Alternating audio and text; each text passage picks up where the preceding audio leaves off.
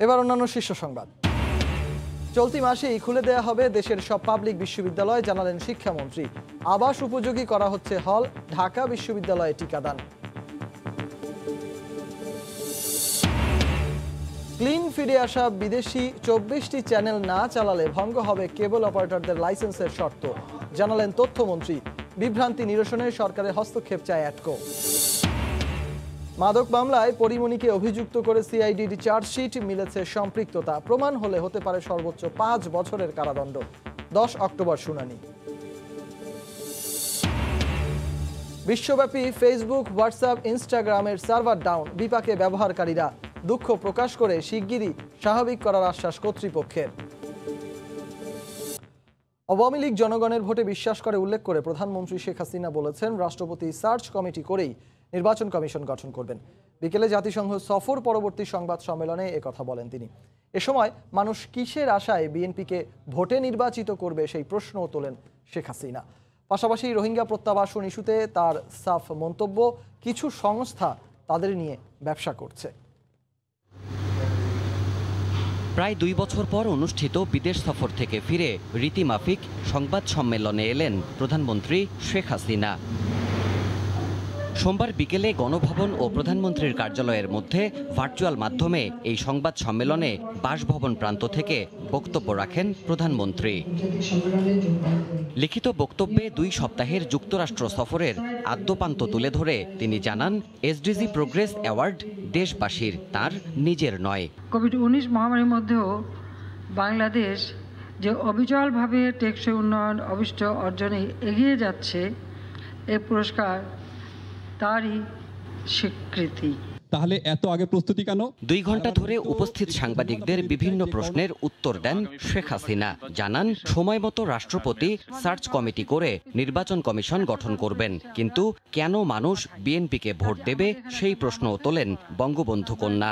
জনগণ ভোট দিচ্ছে না বা ভোট দিতে পারছে না, এই যে প্রশ্নগুলি যারা করে, কিন্তু এর আপনার কে আছে এর বাইরে, আর কাকে দেবে? এত সুবিধা পেয়ে গালিটা আমার উপর দিয়ে যাচ্ছে বা আওয়ামী লীগের উপর দিয়ে যাচ্ছে। এই তো কারা, কেন, কি কারণে, কোন সুখের স্বপ্নে, কোন আশার আলো দেখে ওদের বিএনপিকে বা অন্যদেরকে ভোট দেবে, সেটা আমাকে একটু বলেন, শুনি, একটু জেনে রাখি। মহামান্য রাষ্ট্রপতি একটা সার্চ কমিটি করবেন, তার মাধ্যমে নির্বাচন কমিশন গঠন হবে, সেভাবে হবে।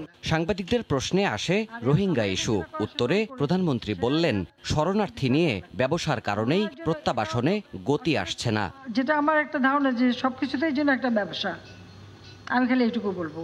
তারপর আমার এর মধ্যে কিছু কিছু আছে আন্তরিক, তাদের কাছে ভালো সাড়া পাই, আর কিছু আছে যে শুনে যান, মনে হয় রিফিউজি পালাটা একটা ব্যবসা কারো কারোর জন্য, কোনো কোনো সংস্থার জন্য। এটা না থাকলে তাদের চাকরি থাকবে না। কথা হয় সাম্প্রতিক ই-কমার্স ব্যবসার অনিয়ম নিয়েও। সরকার প্রধান সাফ জানিয়ে দেন, ক্ষতিগ্রস্তদের টাকা ফেরত দেওয়ার উদ্যোগ নেওয়া হচ্ছে। মানুষের দুঃসময়ের সুযোগ নিয়ে কিছু মানুষ টাকা বানানোর জন্য যে প্রতারণা করে, এদের উপযুক্ত শাস্তি অবশ্যই হবে। আফগানিস্তান ইস্যুতেও সরকার প্রধান উত্তর দিয়েছেন প্রশ্নের। তার মতে, তালেবানকে ভয় পাওয়ার কিছু নেই। ভয় করলে, ভয় দিলে কিন্তু ভয় পেয়ে বসবে। এখানে জনগণই হচ্ছে মূল শক্তি। তালেবানে এত ভয়ের কিছু নেই, ভয় পাওয়ার কি আছে? যে কারণে অবস্থা মোকাবেলা করার মতো ক্ষমতা আমরা রাখি। প্রতিপক্ষ যেমনই হোক, আওয়ামী লীগ সুষ্ঠুভাবেই নির্বাচন চায় বলেও মন্তব্য করেন প্রধানমন্ত্রী শেখ হাসিনা। নির্বাচনটাকে আমরা নির্বাচন হিসেবেই দেখতে চাই, জনগণের ভোট যাতে আমরা পাই, জনগণের কাছে যেতে চাই, জনগণের আস্থা বিশ্বাস অর্জন করে জনগণের ভোটেই আবার ক্ষমতা ফিরে আসতে চাই। দেবাশিস রায়, সময় সংবাদ, ঢাকা। চলতি মাসে দেশের সব বিশ্ববিদ্যালয় খুলে দেওয়ার ব্যাপারে আশা প্রকাশ করেছেন শিক্ষামন্ত্রী। মন্ত্রিসভার বৈঠকে প্রধানমন্ত্রী জানতে চাইলে তাকে এ বিষয়ে আশ্বস্ত করে শিক্ষামন্ত্রী বলেন, খোলার আগে আবাসিক হলগুলোর ব্যবস্থাপনা ঠিক করতে কাজ করছে মন্ত্রণালয়। এছাড়া নির্বাচন না হলেও 5 বছর পর সব পৌরসভার মেয়র ও কমিশনারদের মেয়াদ শেষ হয়ে যাবে, এমন বিধান রেখে সংশোধন করা হয়েছে পৌরসভা আইন। হেসান জুয়েলের রিপোর্ট। করোনার প্রাদুর্ভাব কিছুটা কমে আসার পর গেল মাসের দ্বিতীয় সপ্তাহে খুলে দেওয়া হয় সব স্কুল কলেজ। ঘোষণা করা হয়েছে পাবলিক পরীক্ষার সময়সূচিও। তবে এখনো খোলেনি কোনো সরকারি বিশ্ববিদ্যালয়। কোনো বিশ্ববিদ্যালয় খোলার তারিখ ঘোষণা করলেও শিক্ষার্থীদের টিকা দেয়া এবং দীর্ঘদিন বন্ধ থাকা আবাসিক হলগুলোর ব্যবস্থাপনা এখনো মূল চ্যালেঞ্জ। সোমবারের মন্ত্রিসভার বৈঠকে বিশ্ববিদ্যালয় খুলে দেওয়ার বিষয়ে শিক্ষামন্ত্রীর কাছে জানতে চান প্রধানমন্ত্রী শেখ হাসিনা। এ সময় চলতি মাসের মধ্যে খুলে দেওয়ার কথা জানান শিক্ষামন্ত্রী। যেহেতু ইউনিভার্সিটিগুলো নিজস্ব আপনার সিন্ডিকেটের সিদ্ধান্ত অনুযায়ী চলে, আশা প্রকাশ করছেন যে এই মাসের মধ্যেই সবগুলো খুলে দেওয়া হবে। একটা প্র্যাকটিক্যাল প্রবলেম হলো হল ম্যানেজমেন্টটা, জিনিসপত্র বা বিছানাপত্র এগুলি কতটুকু আপনার ব্যবহার উপযোগী আছে সেগুলো দেখতে পাই। দ্যাট মেবি অ্যাপারেন্টলি মনে হচ্ছে যে এইটাই একটা অন্যতম একটা বড় কারণ ইউনিভার্সিটিগুলো খুলতে। এদিকে বৈঠকে স্থানীয় সরকার আইনের খসড়ার অনুমোদন দিয়ে সিদ্ধান্ত নেওয়া হয় 5 বছরের মেয়াদ শেষের পরও নির্বাচন না হলে পৌরসভার মেয়র কমিশনাররা দায়িত্ব থাকতে পারবেন না। 5 বছর যখন শেষ হয়ে যাবে ওই চেয়ারম্যান বা ওনার কাউন্সিল ওরা অফ, তো সেক্ষেত্রে 6 মাসের জন্য আইদার কোনো প্রশাসনিক অভিজ্ঞতা সম্পন্ন কোনো অফিসার অথবা সরকার যদি কোনো যোগ্য ব্যক্তিকে যোগ্য মনে করেন তাকে 6 মাসের জন্য প্রশাসক হিসেবে নিয়োগ করবেন এবং 6 মাসের মধ্যে ইলেকশনটা কমপ্লিট করে দিতে হবে। যৌক্তিক কারণ ছাড়া 1 বছর কর্মচারীদের বেতন দিতে না পারলে পৌরসভা বাতিল হবে বলেও সংশোধন আনা হয় আইনে। দিচ্ছেন না সরকার। হেসান জুয়েল, সময় সংবাদ, ঢাকা। এদিকে ঢাকা বিশ্ববিদ্যালয় খোলার অংশ হিসেবে মেডিকেল সেন্টারে টিকা দেওয়া হয়েছে শিক্ষার্থীদের। দ্রুত সময়ে টিকা নিতে পেরে খুশি তারা। উপাচার্য বলেন, সবাই টিকার আওতায় আসলে সশরীরে শিক্ষা কার্যক্রম শুরু করবে বিশ্ববিদ্যালয়। এদিকে আগামীকাল হল খোলার সব প্রস্তুতিও সম্পন্ন করেছে কর্তৃপক্ষ। ঢাকা বিশ্ববিদ্যালয়ের শিক্ষার্থী সায়মা আক্তার কয়েক মাস আগে করোনা টিকার জন্য রেজিস্ট্রেশন করলেও পাননি টিকা। সোমবার বিশ্ববিদ্যালয় মেডিকেল সেন্টারে অস্থায়ী টিকাদান কেন্দ্রে এসে মাত্র 10 মিনিটেই নেন কোভিড ভ্যাকসিন। দাঁড়াতে হচ্ছে না, আমি এখানে কার্ড জমা দিয়ে অল প্রসিডিউর কমপ্লিট করে এখানে টিকা নিয়ে নিলাম। বেশি টাইম লাগলো না, 10-15 মিনিটের মধ্যে কাজ হয়ে গেল আমার। সায়মার মতো বিশ্ববিদ্যালয়ের অন্যান্য শিক্ষার্থী, শিক্ষক, কর্মকর্তা ও কর্মচারীরা এই কেন্দ্রে এসে দ্রুত সময়ে টিকা নিতে পেরে স্বস্তি প্রকাশ করেন। অনেক সুবিধা হলো এতে আর কি, নইলে আমাকে রংপুরে গিয়ে দিতে হতো। এবং তারা যাওয়া মাত্রই প্রথমে এটা স্ক্যান করলেন এবং 30 সেকেন্ডের ব্যাপার, আর পরবর্তী 30 সেকেন্ডে টিকা হয়ে গেল। ঝামেলামুক্ত পরিবেশে আমরা টিকা দিতে পারলাম, তাই বিশ্ববিদ্যালয়কে আমি আন্তরিকভাবে অনেক ধন্যবাদ জানাই। আগামী 17 অক্টোবর পর্যন্ত বিশ্ববিদ্যালয় পরিবারের সদস্যরা জাতীয় পরিচয়পত্র ও জন্ম নিবন্ধন সনদ দেখিয়ে স্পট রেজিস্ট্রেশনের মাধ্যমে টিকা নিতে পারবেন। কেন্দ্র পরিদর্শনে এসে উপাচার্য জানান, শতভাগ শিক্ষার্থী টিকার আওতায় আসলে সশরীরে শিক্ষা কার্যক্রম চালু করবে ঢাকা বিশ্ববিদ্যালয়। যত দ্রুত আমরা আমাদের শিক্ষার্থীদের শতভাগের টিকা আওতায় আনতে পারবো, ততই আমরা সশরীরে স্বাভাবিক কার্যক্রম সেটি করতেও আমরা দ্রুত উদ্যোগ গ্রহণ করতে সক্ষম হব। এদিকে 1.5 বছর পর মঙ্গলবার খুলছে হল। সব ধরনের প্রস্তুতি সম্পন্ন করেছে হল কর্তৃপক্ষ। নতুন সাজে সাজানো হয়েছে ক্যান্টিন, চলছে শেষ মুহূর্তের কাজ। গণরুমে বসানো হয়েছে খাট। আমাদের শিক্ষার্থীদের বরণ করার জন্য আমরা মোটামুটি শতভাগ প্রস্তুত। আমরা যে সমস্ত অবকাঠামোগত সমস্যা ছিল সেগুলো আমরা সংস্কার করেছি। 1 ডোজ কোভিড টিকা গ্রহণের সনদ দেখিয়ে হলে থাকতে পারবেন অনার্স 4র্থ বর্ষ ও মাস্টার্সের শিক্ষার্থীরা। শাকির আহমেদ, সময় সংবাদ, ঢাকা। বিদেশি চ্যানেলে ক্লিন ফিট বন্ধ নিয়ে বিভ্রান্তি ছড়াচ্ছে একটি মহল। এ বিষয়ে দ্রুত সরকারের হস্তক্ষেপ চাইলেন বেসরকারি টেলিভিশন মালিকদের সংগঠন অ্যাটকো। বৈঠক শেষে তথ্যমন্ত্রী জানান, বিদেশি যে 24টি চ্যানেল বর্তমানে ক্লিন ফিট দিচ্ছে তা বন্ধ রাখলে কেবল অপারেটরদের লাইসেন্সের শর্ত ভঙ্গ হবে। এছাড়া 30 অক্টোবরের পর ঢাকা ও চট্টগ্রামে সব চ্যানেল ডিজিটালাইজেশন করতে হবে বলেও জানান মন্ত্রী। শর্ত ছিল বিজ্ঞাপন সহ চলবে না কোনো বিদেশি চ্যানেল। 1 অক্টোবর থেকে তথ্য মন্ত্রণালয় এই আইন কার্যকরের নির্দেশ দিলে সব বিদেশি চ্যানেলই বন্ধ করে দেয় কেবল অপারেটররা। অথচ বর্তমানে 24টি বিদেশি চ্যানেল বিজ্ঞাপন ছাড়াই ক্লিন ফিট সরবরাহ করছে বাংলাদেশে। কিন্তু সব বিদেশি চ্যানেল বন্ধ থাকায় সেগুলো দেখা থেকেও বঞ্চিত হচ্ছেন দর্শকরা। এ অবস্থায় সোমবার তথ্যমন্ত্রীর সঙ্গে আবারও বৈঠকে বসে বেসরকারি টেলিভিশন মালিকদের সংগঠন অ্যাটকো। বৈঠক শেষে টিভি মালিকরা ক্লিন ফিট নিয়ে সরকারের অনড় অবস্থানকে স্বাগত জানান। ক্লিন ফিট না হওয়ার কারণের জন্য সরকার ক্ষতিগ্রস্ত হচ্ছিল। চাপ দিয়ে নথি স্বীকার করানোটা কোনো আইনানুগ ব্যবস্থা নয়। রেগুলেটররাও আমাদের সাথে আছেন, তারা একটা সংশয়ের মধ্যে আছেন এবং সেটা আপনি যদি সেটা নিরসন করে দিতে পারেন, আমার মনে হয় যে আমাদের কোনো সমস্যা নেই। বাট ওভারঅল যে জিনিসটা আমরা বলছি এটা আমাদের জন্য ভালো, দেশের জন্য ভালো, দেশের মানের জন্য ভালো। এছাড়া আইপিটিভি এবং অনিবন্ধিত অনলাইন নিয়ে সরকারকে আরো কঠোর হওয়ার আহ্বান জানান টিভি মালিকরা। আইপিটিভির নামে যেসব নৈরাজ্য তৈরি হয়েছে সেগুলি আপনি দেখেছেন। অন্য কোনো প্ল্যাটফর্মের জন্য পৃথক টেলিভিশন দেওয়ার কতখানি প্রয়োজন আছে সেটা আপনি একটু বিবেচনা করবেন। পরে তথ্যমন্ত্রী বলেন, দেশের স্বার্থে আইন মানতে হবে সবাইকে। লাইসেন্সের শর্ত ভঙ্গ করলে ব্যবস্থা নেওয়া হবে অপারেটর ও ডিস্ট্রিবিউটরদের বিরুদ্ধে। 24টির বেশি চ্যানেল বাংলাদেশে ক্লিন ফিড দেয়, সুতরাং এগুলো চালানোর ক্ষেত্রে কোনো বাধা নেই। যদি এরপরও কেউ এগুলো না চালায় তাহলে সেটি শর্ত ভঙ্গ হবে, লাইসেন্সের শর্ত ভঙ্গ হবে। সুতরাং এই শর্ত ভঙ্গের কাজ কেউ করবেন না। এমন নয় যে যারা কেবল অপারেটর তারা ছাড়া বাংলাদেশে আর কেউ কেবল অপারেটিং লাইসেন্স চায় না, তা নয়। আমাদের কাছে হাজার হাজার দরখাস্ত জমা পড়া আছে, আমরা সেগুলোও পরীক্ষা নিরীক্ষা করছি। সুতরাং কেউ আইন ভঙ্গ করলে, শর্ত ভঙ্গ করলে, বিভ্রান্তি ছড়ালে আইন অনুযায়ী তাদের বিরুদ্ধে ব্যবস্থা গ্রহণ করা হবে। আইপিটিভি নীতিমালার খসড়া চূড়ান্ত হয়েছে। শিগগিরই সব পক্ষকে নিয়ে তথ্য মন্ত্রণালয় বৈঠক করবে বলে জানা গেছে। পদক্ষেপগুলো গ্রহণ করেছি। হিসান জুয়েল, সময় সংবাদ, ঢাকা। প্রত্যাশার চেয়েও দ্রুত গতিতে এগিয়ে চলেছে হযরত শাহজালাল আন্তর্জাতিক বিমানবন্দরের তৃতীয় টার্মিনালের নির্মাণ কাজ। মাত্র 21 মাসেই এখন দৃশ্যমান প্রকল্পের প্রাথমিক কাঠামো। নির্ধারিত সময়ের আগেই কাজ শেষ করতে দিন-রাত 24 ঘন্টায় ইয়ার্ডে কাজ করছেন দেশি বিদেশি প্রকৌশলী আর শ্রমিকরা। কর্তৃপক্ষ বলছে, শুধু বিমান ওঠানামা আর ভবনের আধুনিকায়ন নয়, নতুন টার্মিনাল বদলে দেবে যাত্রী সেবার ধরনী। জুবায়ের ফয়সালের রিপোর্ট। দেখে মনে হতে পারে বিশ্ববিখ্যাত চাঙ্গি আন্তর্জাতিক বিমানবন্দরের ভার্চুয়াল প্রদর্শনী এটি। নিশ্চয়ই আপনার কল্পনায় ভাসছে ঝা চকচকে terminal, superfast check in, immigration counter কিংবা বোর্ডিং ব্রিজ। আবার বিমানবন্দরে নেমেই হাতের নাগালে পাতাল রেল কিংবা এলিভেটেড এক্সপ্রেসওয়ে। এক মুহূর্তেই পৌঁছে যাবেন শহরের আরেক প্রান্তে। এসবই উত্তরাধুনিক বিশ্বের বহু বিমানবন্দরে দেখেছেন দেশের মানুষ। সিঙ্গাপুরের চাঙ্গির আদলেই শুধু নয়, তার নির্মাতা রোহান বাহরিনের নকশাতেই তৈরি হচ্ছে হযরত শাহজালাল আন্তর্জাতিক বিমানবন্দরের তৃতীয় টার্মিনাল, যেখানে থাকবে একসঙ্গে ১৫০০ গাড়ি পার্কিং সুবিধা। যাত্রীদের সবচেয়ে কম সময়ে সেবা দিতে থাকবে ১১৫টি চেক ইন কাউন্টার, 12টি বোর্ডিং ব্রিজ আর ৬৪টি ইমিগ্রেশন কাউন্টার। আমরা সেন্ট্রাল এয়ারপোর্ট থেকে সাউন্ড সাইডে আমাদের day night 24 hours working continuous.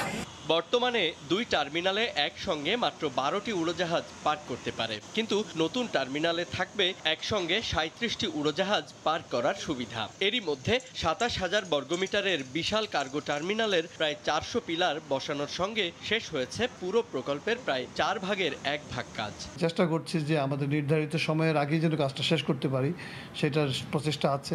এবং এই ডিসেম্বরের ভিতরে আপনারা বাইরে থেকে একটা দৃশ্যমান হবে আমাদের থার্ড টার্মিনালের যে কর্মকাণ্ড। দুই জাপানিজ কোম্পানি মিৎসুবিশি আর ফুজিতার সঙ্গে বিমানবন্দরের তৃতীয় টার্মিনাল তৈরিতে কাজ করছে দক্ষিণ কোরিয়ার স্যামসাং কনস্ট্রাকশনও। আগে দর্শনদারি, পরে গুণ বিচারী, এই প্রবাদটিকে বাস্তবে রূপ দিতেই ৭,০০০ মানুষের শ্রমে গড়ে উঠছে বিমানবন্দরের থার্ড টার্মিনাল। এখনকার দুই টার্মিনালের চেয়েও প্রায় দ্বিগুণ বড় এই প্রকল্পটি আসলে বদলে দেবে বিমানবন্দরের ধারণাই।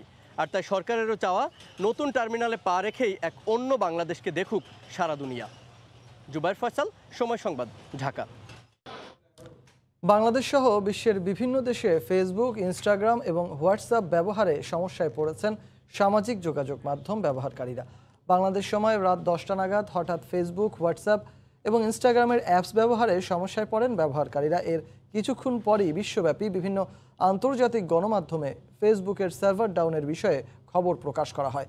সার্ভার ডাউনের বিষয়টি স্বীকার করে এক টুইট বার্তায় দুঃখ প্রকাশ করেছে ফেসবুক কর্তৃপক্ষ। এতে আরও বলা হয়, সমস্যার সমাধানের চেষ্টা চলছে, যত দ্রুত সম্ভব পরিস্থিতি স্বাভাবিক করতে সর্বোচ্চ চেষ্টা অব্যাহত রয়েছে বলে উল্লেখ করা হয় বিবৃতিতে। এদিকে ফেসবুকের সার্ভার ডাউনের বিষয়টিতে সাম্প্রতিক সময়ে সবচেয়ে বড় কারিগরি বিভ্রাট হিসেবে দেখছে প্রযুক্তি বিশেষজ্ঞরা। চুয়াডাঙ্গায় দুই গৃহবধূকে গণধর্ষণ ও হত্যা মামলায় দণ্ডিত 2 জনের ফাঁসি কার্যকর করা হয়েছে। রাত 10:45 যশোর কেন্দ্রীয় কারাগারে একজন নির্বাহী ম্যাজিস্ট্রেট ও সিভিল সার্জনের প্রতিনিধির উপস্থিতিতে মৃত্যুদণ্ড কার্যকর করা হয়। ময়নাতদন্ত শেষে দণ্ডিতদের পরিবারের সদস্যদের কাছে মরদেহ হস্তান্তর করা হবে। কারা কর্তৃপক্ষ জানিয়েছে, 2003 সালে 27শে সেপ্টেম্বর রাতে চুয়াডাঙ্গার আলমডাঙ্গা উপজেলার জোরগাছা হাজিরপাড়া গৃহবধূ কমলা বেগম ও ফিঙে বেগম হত্যার শিকার হন। এ ঘটনায় কমলা বেগমের মেয়ে বাদী হয়ে হত্যা মামলা দায়ের করেন। পুলিশের তদন্তে হত্যার পূর্বে গণধর্ষণের তথ্য উঠে আসে। এ মামলায় রায়ের লক্ষ্মীপুর গ্রামের আজিজ ও মিন্টুর মৃত্যুদণ্ড দেওয়া হয়। ই কমার্স প্রতিষ্ঠান কিউকমের ডিসকাউন্টের ফাঁদে পড়ে 250 কোটি টাকা হারালেন শত শত গ্রাহক। বিজয় আওয়ার, স্বাধীনতা আওয়ার ও বিগ বিলিয়ন এই 3 ক্যাটাগরিতে গ্রাহকদের মোটরসাইকেল কেনার অফার দেয় প্রতিষ্ঠানটি। এদিকে গ্রেফতারের পর আদালতে তোলা হলে সিইও রিপন মিয়ার 2 দিনের রিমান্ড মঞ্জুর করা হয়। ই কমার্স প্রতিষ্ঠান হিসেবে 2020 সালের শুরুর দিকে যাত্রা শুরু করে কিউকম। ডিসকাউন্টে ভোগ্যপণ্য থেকে শুরু করে লক্ষাধিক পণ্যের সমারোহ নিয়ে বাজারে আসা প্রতিষ্ঠানটির বিরুদ্ধে গ্রাহকদের অভিযোগের শেষ নেই। ঢাকা বিশ্ববিদ্যালয়ের এক শিক্ষার্থীর করা মামলায় প্রতিষ্ঠানটির প্রধান নির্বাহী কর্মকর্তা রিপন মিয়াকে গ্রেফতার করেছে গোয়েন্দা পুলিশ। শুধুমাত্র মোটরসাইকেলের অর্ডার বাবদ গ্রাহকদের প্রতিষ্ঠানটির কাছে পাওনা 250 কোটি টাকা যথাযথভাবে পরিচালিত করতে পারেনি। সংবাদ সম্মেলনে ডিবি প্রধান জানান, প্রাথমিক জিজ্ঞাসাবাদে রিপন দাবি করেছে বাংলাদেশ ব্যাংকের পেমেন্ট গেটওয়ে ফস্টারের কাছে প্রতিষ্ঠানটির 400 কোটি টাকা আটকে আছে। ফলে গ্রাহকদের টাকা কিংবা পণ্য কোনোটি দিতে পারছেন না। যদিও তার এই অভিযোগ খতিয়ে দেখছে পুলিশ। 397 কোটি টাকা পেমেন্ট তার আটকে গেছে শুধুমাত্র মোটরসাইকেল পারপাসে। এখানে তারা প্রায় লক্ষাধিক পণ্য বিক্রি করে, কিন্তু শুধুমাত্র মোটরসাইকেলই এটি আটকে গেছে বলে প্রাথমিকভাবে জানা যায়। এবং জনগণক তার কাছে প্রায় 250 কোটি টাকার পণ্য পায়। এই যে সিস্টেম, আমাদের করোনাকালে বেশ কয়েকটি প্রতারণার ঘটনা, বড় বড় ঘটনা ঘটেছে। তো এই সিস্টেমের মার পেয়েছে জনগণ এখন ভুক্তভোগী হয়ে তারা মামলা দায়ের করেছে। মালয়েশিয়ার পুত্রা ইউনিভার্সিটিতে মার্কেটিংয়ে পড়াশোনা করেছেন রিপন মিয়া। ইভেলির এমডি মোহাম্মদ রাসেলের সঙ্গে সুসম্পর্কের সুবাদে দেশে ফিরেই ইভেলির সঙ্গে কিছুদিন কাজ করেন। এরপর নিজেই নেমে পড়েন ব্যবসায়, প্রতিষ্ঠা করেন কিউকম। বুলবুল রেজা, সময় সংবাদ, ঢাকা। শারদীয় দুর্গোৎসবের শেষ মুহূর্তের প্রস্তুতি চলছে চট্টগ্রামে। কারিগররা ব্যস্ত তুলির শেষ আঁচড় দিতে। থিম ভিত্তিক পূজার জন্য নগরীর প্রতিটি মণ্ডপেই স্বতন্ত্র বৈশিষ্ট্য ফুটে ওঠে প্রতি বছর, যা আকর্ষণ করে দর্শনার্থীদের। নূর জামাল আতিকের ক্যামেরায় ফেরদৌস লিপির রিপোর্ট। মর্তের দ্বারপ্রান্তে দুর্গতি নাশিনী দেবী দুর্গা, তাই আলোকমালায় স্নাত হচ্ছে পূজার আয়োজন। সনাতন ধর্মাবলম্বীদের সবচেয়ে বড় ধর্মীয় উৎসব উদযাপনে নগরীতে প্রস্তুতি চলছে জোরে সোরে। প্রধান মণ্ডপ সহ অলিতে গলিতে চলছে চমক দেয়া নানা পূজা মণ্ডপে প্রতিমা তৈরির কাজ। কাস্টমার খুবই আছে, কিন্তু করোনার কারণে বাজেটটা কম আর কি। 35টার মধ্যে একটা রয়ে গেছে, 34টা বেচা হয়ে গেছে। যখন মাকে যাই মন্দিরে যেই দেখি, প্রণাম করি, তখন মনে হয় কি এইটা আমি করেছিলাম। সনাতনী পদ্ধতিতে পূজার আয়োজনের পাশাপাশি নানা থিম ভিত্তিক বর্ণিল আয়োজন প্রতি বছর নগরীর মণ্ডপগুলোর নজর কাড়ে দর্শনার্থীদের। যেখানে স্থান পায় পৌরাণিক অসুর বধের কাহিনী থেকে শুরু করে হালের বিশ্বজুড়ে মহামারীর হানা। পুজোর পাশাপাশি বিভিন্ন ধরনের প্রতিযোগিতার অ্যারেঞ্জ করেছি। এছাড়া আমরা যাতে সাংস্কৃতিক বিকাশ ঘটে সেই ধারাবাহিক আঙ্গিকে পুজোকে কেন্দ্র করে আমরা বিভিন্ন আবৃত্তি, গীতা পাঠ, নৃত্যানুষ্ঠান, গান এসব প্রতিযোগিতার অ্যারেঞ্জ করছি। মহামারীতে গেল বছর অনেকটা অনাড়ম্বরভাবে উদযাপিত হয় শারদীয় দুর্গা উৎসব। উৎসবের সে আমেজ কাটিয়ে এবার যথাযথ স্বাস্থ্যবিধি মানার মধ্য দিয়ে মণ্ডপগুলোতে পুরনো সেই জাঁকজমক আমেজ ফিরে আসবে, এমন প্রত্যাশা সনাতন ধর্মাবলম্বীদের। যারা পূজা দর্শনে আসবেন সেক্ষেত্রে মহিলা এবং পুরুষকে আলাদা আলাদা লাইনে প্রবেশের এবং বাহির হওয়ার রাস্তা রাখতে হবে। যেগুলি বড় পূজা মণ্ডপ সেগুলিতে সিসি ক্যামেরার ব্যবস্থা রাখতে হবে। পুরোহিত থেকে পূজার্থী সবার মুখে মাস্ক রাখতে হবে। জেলায় এবার প্রায় 2000 মণ্ডপে দুর্গাপূজা অনুষ্ঠিত হবে। এর মধ্যে নগরীর 16টি থানার অধীনে পূজা হবে 277টি। ফেরদৌস লিপি, সময় সংবাদ, চট্টগ্রাম। ইলিশের প্রজনন নির্বিঘ্ন করতে আজ থেকে নদ নদী ও সমুদ্র উপকূলে মাছ ধরায় নিষেধাজ্ঞা চলছে। প্রথম দিনই নিষেধাজ্ঞা অমান্য করে মাছ ধরায় বেশ কয়েকজন জেলেকে বিভিন্ন মেয়াদে কারাদণ্ড দেওয়া হয়েছে। জোরদার করা হয়েছে নৌপুলিশ ও কোস্টগার্ডের টহল। জেলা প্রতিনিধিদের পাঠানো তথ্য ও ছবি নিয়ে রিপোর্ট। সোমবার থেকে নদ নদী ও সমুদ্রে বন্ধ ইলিশ সহ সব ধরনের মাছ ধরা। ইলিশ ধরা বন্ধে নদীতে সার্বক্ষণিক টহল দিচ্ছে কোস্টগার্ড ও নৌপুলিশের একাধিক স্পিডবোট।